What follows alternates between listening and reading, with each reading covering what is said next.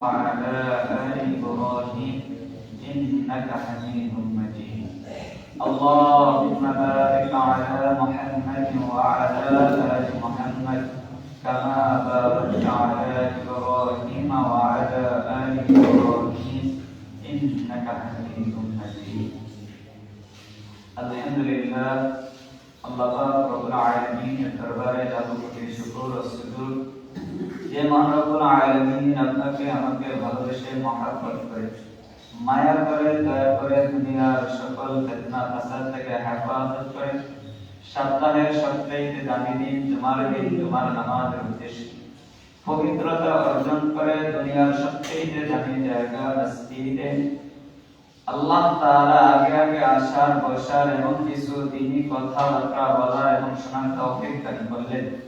এজন্য ওই রব্বে কারীমের দরবারে দিল থেকে শুকরিয়া আদায় করে বলি আলহামদুলিল্লাহ। আল্লাহ রব্বুল আলামিন যাদেরকে ভালোবাসেন, যাদেরকে মহব্বত করেন, তাদেরকে নেক কাজ করার তৌফিক দান করেন। আর নেক কাজ করতে পারা এটা আল্লাহ তাআলার পক্ষ থেকে বান্দার জন্য বড় একটা নিয়ামত। আল্লাহ পাক রব্বুল আলামিন কোরআনে কারীমের ভিতরে বলেন ওয়া তা'উদু নি'মাতাল্লাহি লা তুহসুহা। আল্লাহ তাআলা এই আয়াতের কারিমার মধ্যে বলেন যে আমি আল্লাহ তোমাদেরকে যে নিয়ামত দিয়েছি, যদি তোমরা এই নিয়ামতগুলোকে গণনা করতে চাও তাহলে তোমরা গণনা করে শেষ করতে পারবে না। এত নিয়ামত আল্লাহ পাক রব্বুল আলামিন আপনাকে আমাকে দান করেছেন। কেন আল্লাহ তাআলা আমাদেরকে এত নিয়ামত কেন দিলেন? আল্লাহ রাব্বুল আলামিন বলেন যে আমি এই নিয়ামতগুলো তোমাদেরকে দিয়েছি, তোমরা এই নিয়ামতগুলো পায়া আমি আল্লাহ তাআলা তোমাদেরকে যে উদ্দেশ্য করে সৃষ্টি করেছি, দুনিয়ার মধ্যে পাঠিয়েছি, ওই উদ্দেশ্যকে তোমরা পূরণ করবে। এজন্য আমি আল্লাহ তাআলা তোমাদেরকে এই নিয়ামতগুলো দিই। তো আল্লাহ তাআলার কোন উদ্দেশ্য যে আল্লাহ তাআলা আমাদেরকে দুনিয়ার মধ্যে প্রেরণ করেছেন, পাঠিয়েছেন? আল্লাহ রাব্বুল আলামিন কোরআনুল কারীমের ভিতরে বলেন وَمَا خَلَقْتُ الْجِنَّ وَالْإِنسَ إِلَّا لِيَعْبُدُونِ। আল্লাহ রাব্বুল আলামিন এই আয়াতের কারিমার মধ্যে বলেন যে আমি আল্লাহ মানব এবং দানব অর্থাৎ জিন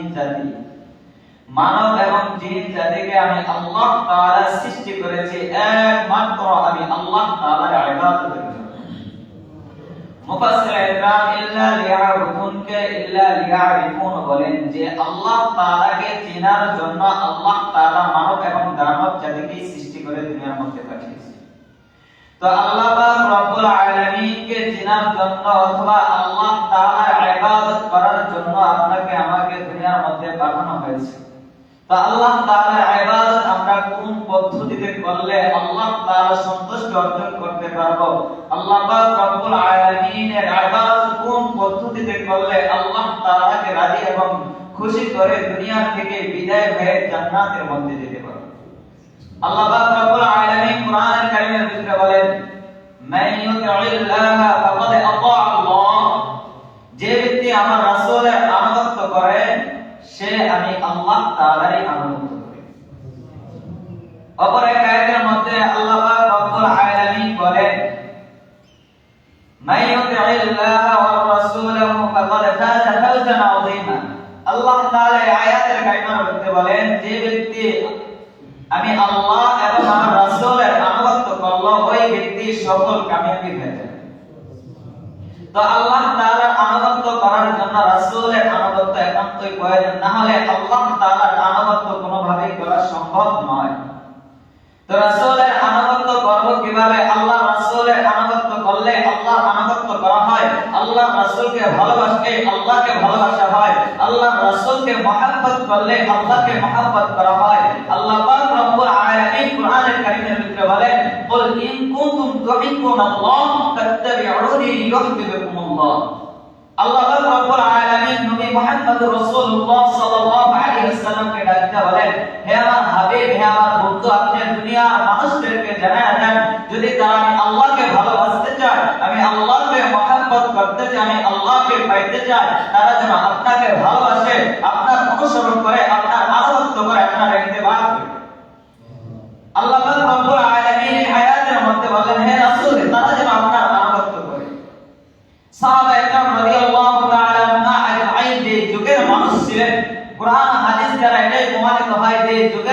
আল্লাহ তাআলা নবী মুহাম্মদ রাসূলুল্লাহ সাল্লাল্লাহু আলাইহি ওয়াসাল্লামকে দুনিয়ার মধ্যে প্রেরণ করেছেন, ওই যুগটা ছিল জাহেলিয়াতের যুগ। যে দুনিয়ার মধ্যে কিয়ামতের আগ পর্যন্ত এরকম যুগ আর কোনদিন আসবেও না, বা দুনিয়ার সর্বলক্ষণ থেকে আসেও না।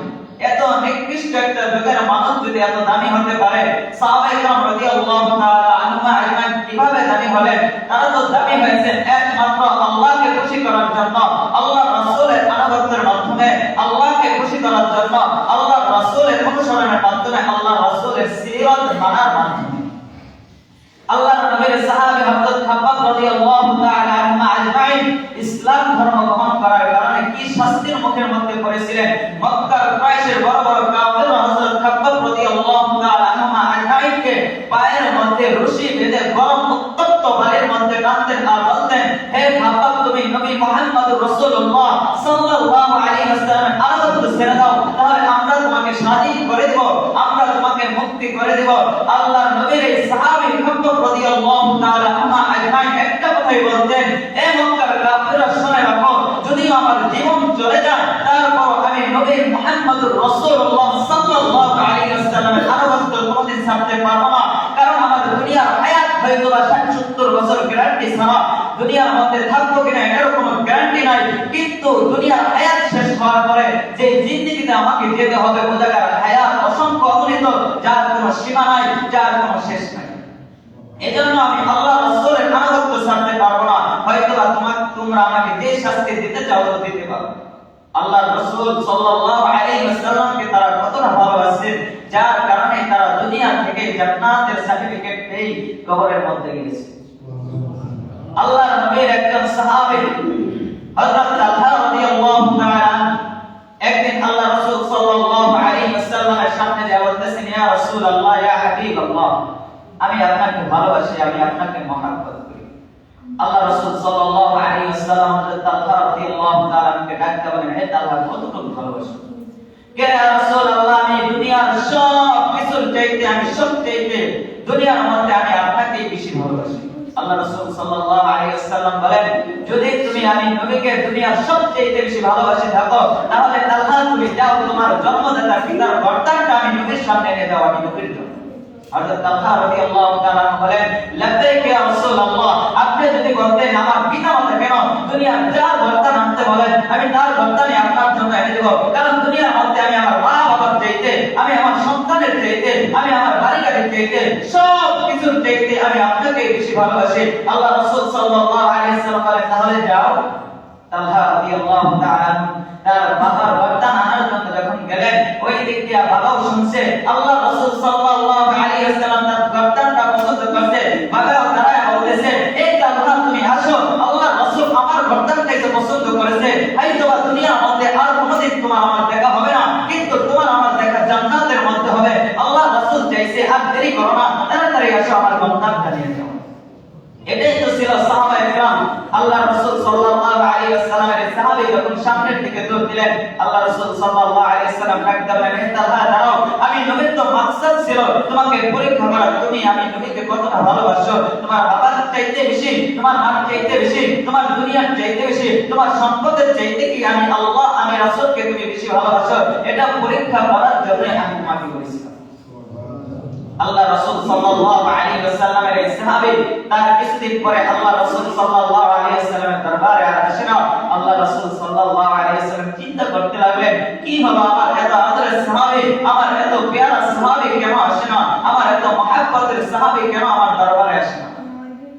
আল্লাহ রাসূল সাল্লাল্লাহু আলাইহি ওয়াসাল্লাম খবর নিলেন, হায় রে হায়, আমার এত আদরের সাহাবী, আমার এত প্যারা সাহাবী তালহা রাদিয়াল্লাহু তাআলা কেন আসে না? আল্লাহর নবী সাল্লাল্লাহু আলাইহি ওয়াসাল্লাম খবর নিয়ে দেখলেন তালহা রাদিয়াল্লাহু তাআলা বড় অসুস্থ। আল্লাহর নবী সাল্লাল্লাহু আলাইহি ওয়াসাল্লাম হযরত তালহা রাদিয়াল্লাহু তাআলা আনহুর বাড়িতে চলে গেলেন, যা দেখলেন অন্যান্য সাহাবীরা তার আশপাশ দিয়ে বসা, মৃত্যুর শয্যায় সজ্জিত তালহা রাদিয়াল্লাহু তাআলা। আল্লাহর নবী সাল্লাল্লাহু আলাইহি ওয়াসাল্লামকে দেখেন অন্যান্য সাহাবীরা সরে গেল, ইয়া রাসূলুল্লাহ, আপনি তালহার পাশে বসেন। তালহা রাদিয়াল্লাহু তাআলা এর মাথার পাশে বসলেন, যা দেখেন তালহা চোখটা বন্ধ করে চোখের পানি ছেড়ে দিয়ে কাঁদে। আল্লাহর হাবিব সাল্লাল্লাহু আলাইহি ওয়াসাল্লাম তালহা রাদিয়াল্লাহু তাআলা আনহুর মাথায় হাত বুলায় দিলেন আর বললেন, ও তালহা, তোমার কি হয়েছে? তালহা রাদিয়াল্লাহু তাআলা বলেন, ইয়া রাসূলুল্লাহ, ইয়া হাবিবাল্লাহ, আমি চিন্তায় ছিলাম, হায় রে হায়, আমার দুনিয়ার হায়াতের জিন্দেগি শেষ হয়ে যাবে, আমি হয়তো আর বেশিক্ষণ থাকবো না দুনিয়ার মধ্যে। কিন্তু আমার প্রিয় মাহবুব, ইয়া রাসূলুল্লাহ, আমি মারার আগে আপনার ওই চাঁদ মাথা মুখটা দেখে দুনিয়া থেকে বিদায় হতে চেয়েছিলাম, এজন্যই আমি কাঁদতেছিলাম। আল্লাহর হাবিব সাল্লাল্লাহু আলাইহি ওয়াসাল্লাম অন্যান্য সাহাবীদেরকে পাশে নিয়ে আল্লাহর রাসূল সাল্লাল্লাহু আলাইহি ওয়াসাল্লাম কি যেন বললেন। আল্লাহর নবীর এই সাহাবী তালহা রাদিয়াল্লাহু তাআলা আনহুকে শুনতে দিলেন না।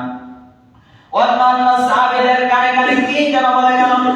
আল্লাহর নবী সাল্লাল্লাহু আলাইহি ওয়াসাল্লাম তালহাকে বলে, তালহা থাকো, দীর্ঘক্ষণ সময় হয়েছে আমি এসেছি, এখন আমার যাওয়া লাগবে।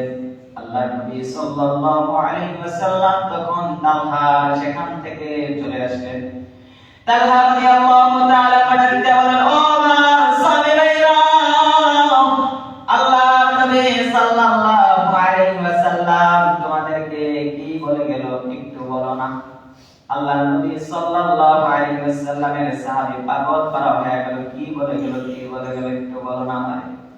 সাহাবায়ে কেরাম রাদিয়াল্লাহু তাআলা আজমাইন অবাক হয়ে বললেন, ও তালহা, তোমার মতন সৌভাগ্যবান হয়তো আমরা হতে পারবো না। তালহা ডাকতে বলে, কেন কি হয়েছে? আমি এত সৌভাগ্যবান আবার কি করলাম? আল্লাহর রাসূল সাল্লাল্লাহু আলাইহি ওয়াসাল্লাম বলেছেন, যদি তালহা তুমি যদি মারা যাও, যখনই মারা যাইবা তখনই যেন আমরা রাসূল আরবি সাল্লাল্লাহু আলাইহি ওয়াসাল্লামকে খবর দেই। আল্লাহ রাসূল সাল্লাল্লাহু আলাইহি ওয়াসাল্লাম নিজে তোমার গোসল দেবেন, তোমার কাপড়ের কাপড় পরাবেন। আল্লাহর নবী সাল্লাল্লাহু আলাইহি ওয়াসাল্লাম তোমাকে কবরের মধ্যে নামাবেন। আল্লাহ রাসূল সাল্লাল্লাহু আলাইহি ওয়াসাল্লাম তোমার সব কিছু করবে। তালহা রাদিয়াল্লাহু তাআলা ডাকতে বলেন, আমার সাহাবী ভাইরা, ও আমার সাহাবী ভাইরা, শোনো, যদি আমি তালহা তোমাদেরকে কোনো কথা বলি, কোনো আমানত দিয়ে যাই, তোমরা কি সেই কথা আমার রাখবা নাকি? তালহা রাদিয়াল্লাহু তাআলা ডাকতে বলেন, ও তালহা, তুমি এত আদরের নবীর সাহাবী, তোমার কথা রাখবো না তো কার কথা রাখবো? তালহা রাদিয়াল্লাহু তাআলা ডাকতে বলেন, তোমার আবার কি কথা বলো? তালহা রাদিয়াল্লাহু তাআলা বলতেছেন, ও আমার সাহাবীর ভাইরা, আমি যদি মারা যাই তাহলে আমার নবীকে তোমরা খবর দিবা না। সাহাবায়ে কেরাম অবাক হয়ে গেলেন, ও তালহা, কেন আল্লাহর রাসূলকে আমরা খবর দিব না? তালহা রাদিয়াল্লাহু তাআলা বলেন, আমার বাড়িটা হলো নবীজির ওই জায়গা থেকে কিছুটা দূর, দুই পাহাড়ের রাস্তা দিয়ে আসতে হয়। ওই দুই পাহাড়ের রাস্তার দুই কিনারে অনেক ইহুদিরা বসে থাকে। আল্লাহ রাসূল সাল্লাল্লাহু আলাইহি ওয়াসাল্লামকে যদি তারা কোনো আঘাত করে বসে, আমি তালহা যদিও আমার জানাজার নবীজি পড়ায়, তারপরও কবরের মধ্যে আমি তালহা শান্তিতে থাকতে পারবো না, কারণ আমার কারণে যদি আমার নবী কোনো আঘাতপ্রাপ্ত হয়ে যায় তাহলে আমি আল্লাহ পাক রব্বুল আলামিনের কাছে হিসাব দিতে পারবো না। এজন্য তোমরা আমার এই কথা আমানতটা রেখে দিও। আল্লাহর নবীর সাহাবীরা তালহা রাদিয়াল্লাহু তাআলা আনহু যখন রাতের গভীরে মারা গেল, সাহাবায়ে কেরাম রাদিয়াল্লাহু তাআলা আনহুম আজমাইন তার জানাজার পরে তার দাফন সেরে দিলেন।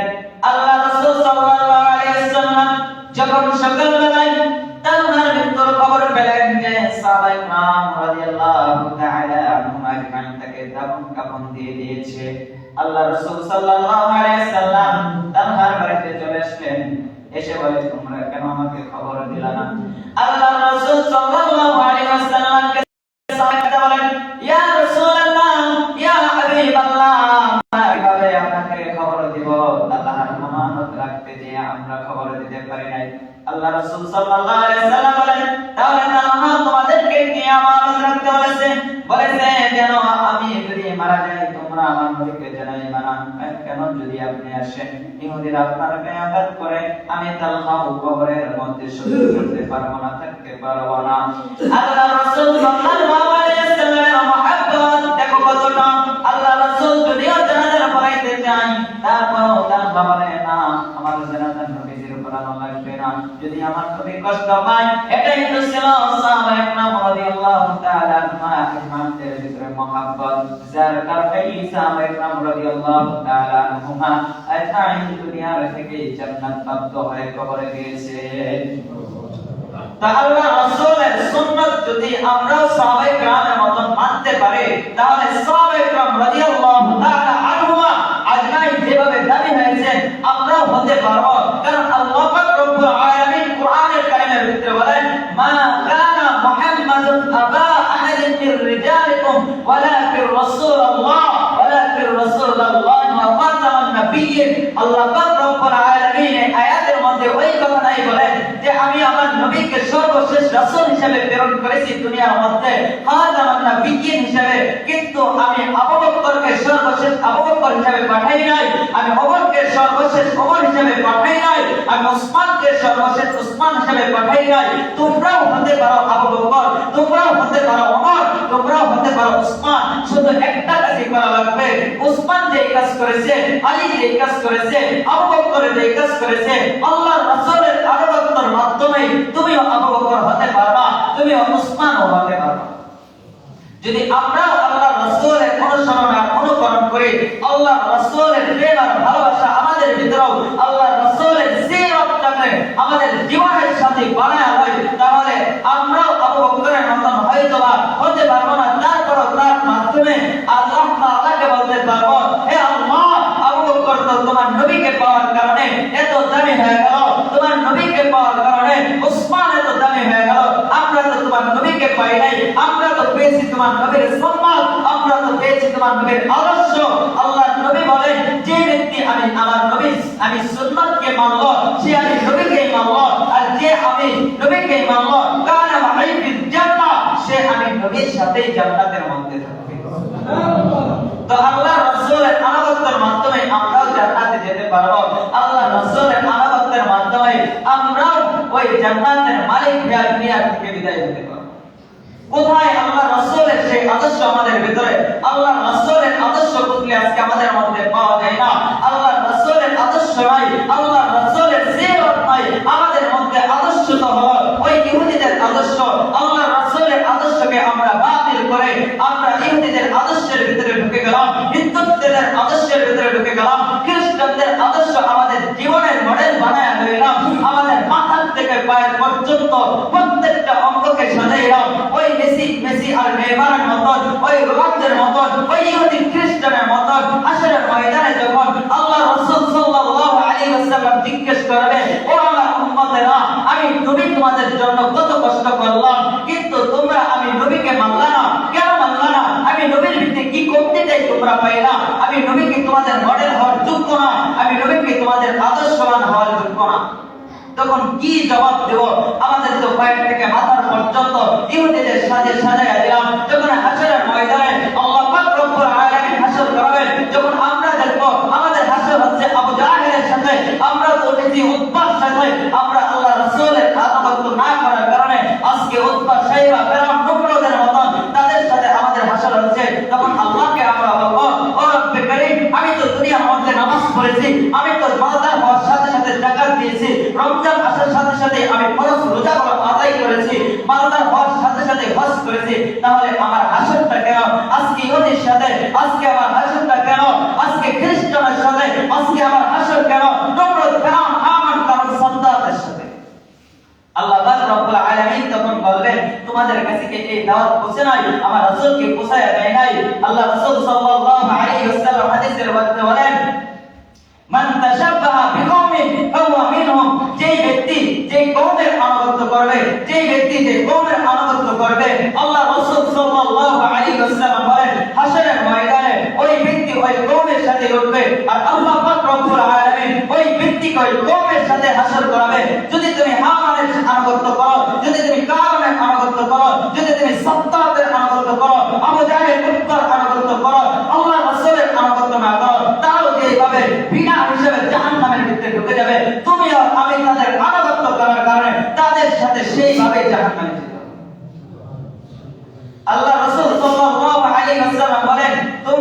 আমাকে কি কমতি পাইলা আমার মধ্যে যে আমি রাসূল তোমাদের আনুগত্যের মূল হতে পারলাম না, আমি রাসূল তোমাদের অনুসরণকারী হতে পারলাম না, আমার মধ্যে কি পাইলা যে রাসূলকে মক্কার কাফেররা পর্যন্ত সাদিকুল আমিন সত্যবাদী বলে গিয়েছেন, ওই রাসূল আমাদের কাছে আনুগত্য সেই হতে পারলো না।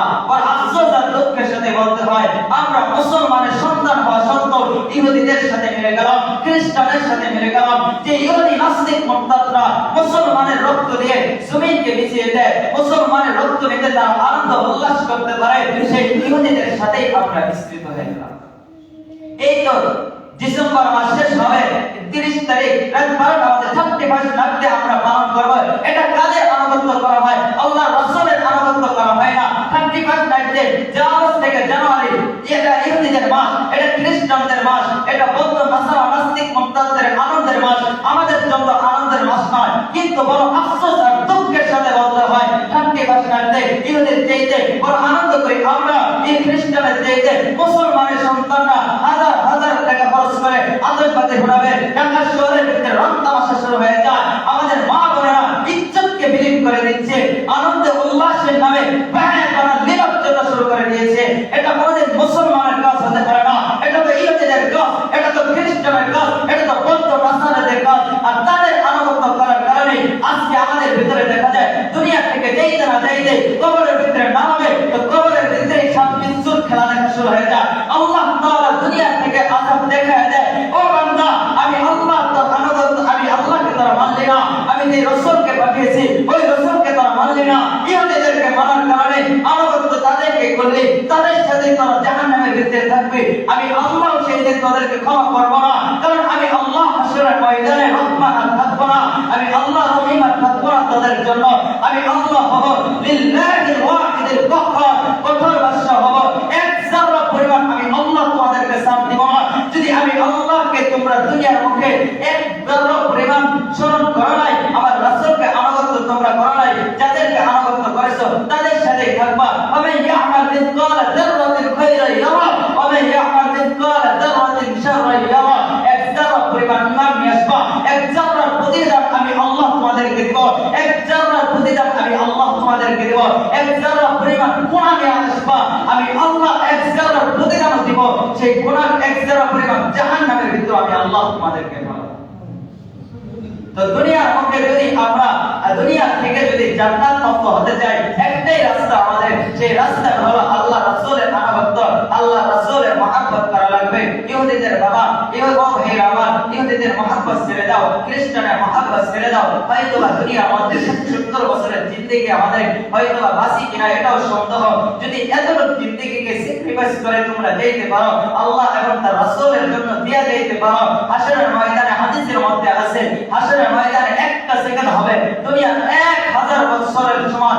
তাহলে তুমি আর আমি একটু চিন্তা করে দেখি ওটাকে আমাদের কত সময় থাকতে হবে। যদি আমরা ওই জায়গাটাকে সুন্দর করতে চাই, একটাই মাত্র রাস্তা, আল্লাহ এবং তার রাসূলের আনুগত্য করা লাগবে। আল্লাহ তাআলা আমাদেরকে তার রাসূলের আনুগত্য করে দুনিয়া থেকে আল্লাহ পাক রব্বুল আলামিনের সন্তুষ্ট অর্জন করে দুনিয়া থেকে যাওয়ার তৌফিক দান করেন। আখির দাওয়ানা আলহামদুলিল্লাহি রাব্বিল আলামিন। যারা সুন্নাত পড়েন আমরা 4 রাকাত কবুল জামাতের সুন্নাত পড়ি।